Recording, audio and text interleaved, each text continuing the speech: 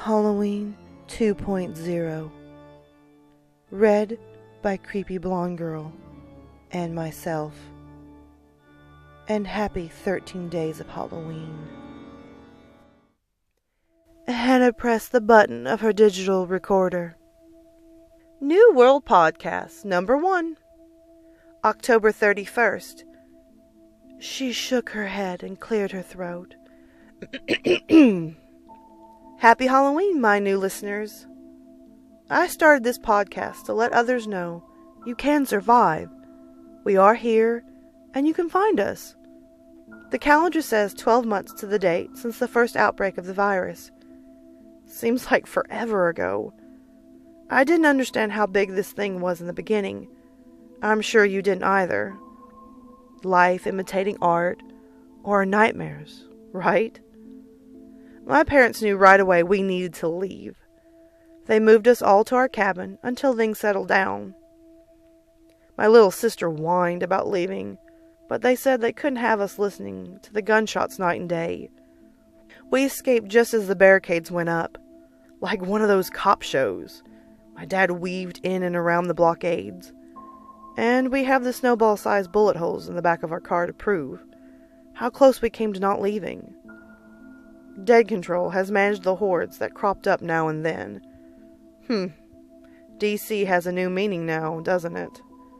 Not to be confused with the old center of government, but around here, we haven't seen a horde in like 2 weeks. And DC has done a darn good job no matter what conspiracy theorists say. Hannah covered the kitchen floor in newspaper and placed everything else on top.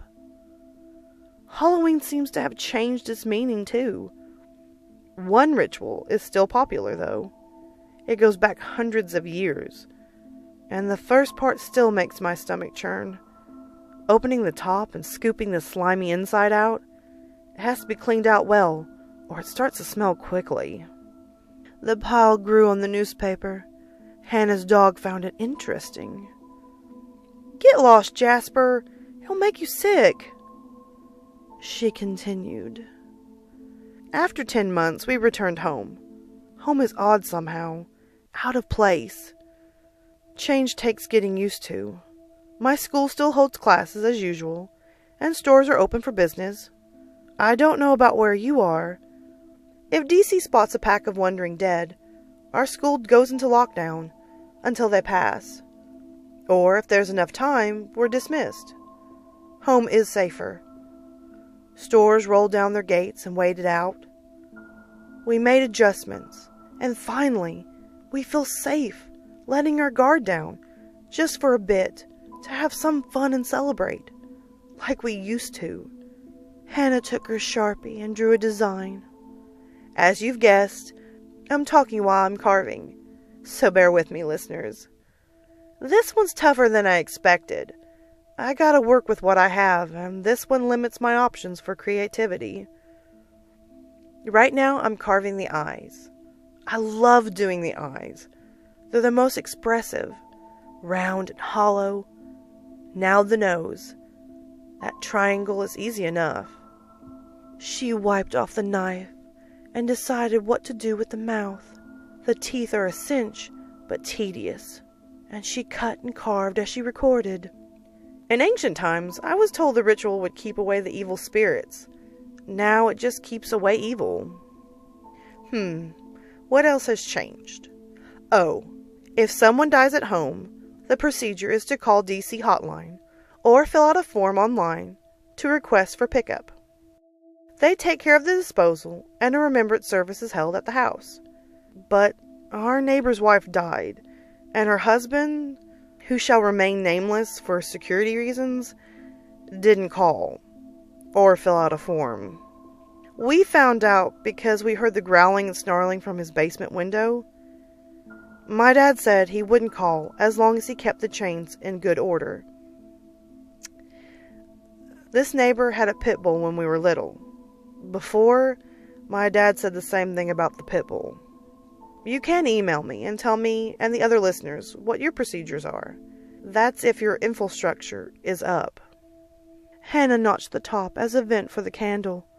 She twisted and twisted the top so that it sat on the bottom like a puzzle piece. Trick-or-treating. Now that was fun. Free candy, dressing up as superheroes. It's too dangerous now to go out.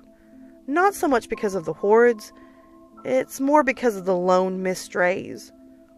Now, people have house parties instead. If you're one of the lucky ones to be invited, that is. Social outcasting hasn't gone away. Some things haven't changed. Our family was intact when we returned from the cabin. Many families weren't so fortunate, and now they whisper that we had some kind of secret cure or an unfair immunity. Now it keeps us from being included. We just left before it got to us. No magic there.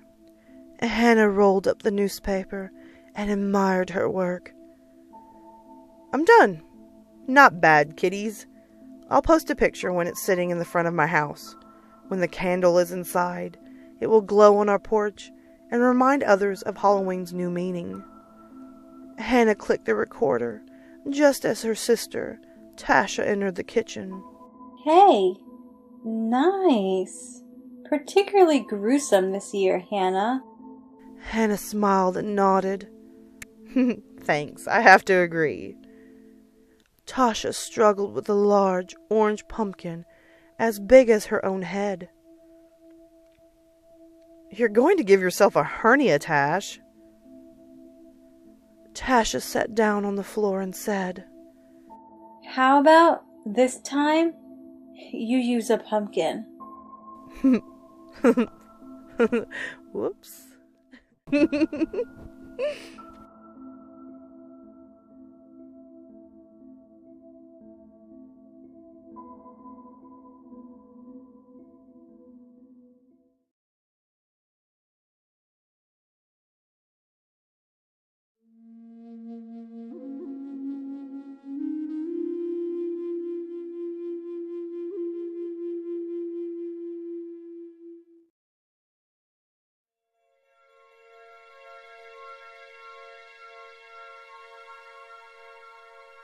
Bye.